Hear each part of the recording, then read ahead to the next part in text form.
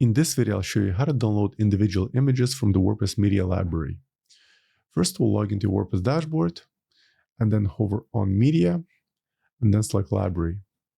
Currently, I'm in List View, and as you can see here, all the images and files which are currently stored in my Media Library.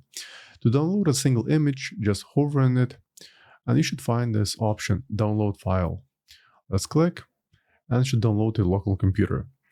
If you have hundreds of images, you can actually use the search option to find a specific image. So as an example, let's type coffee. And there's one match. Let's go ahead and download it. And it's really that simple. It has been downloaded to my computer. Alternatively, if we switch to the grid view, the download option won't be present here. So what we have to do is open up the image, and then there's the download file option right here at the very bottom right corner. Let's once again click on it, and the file will be downloaded to local computer.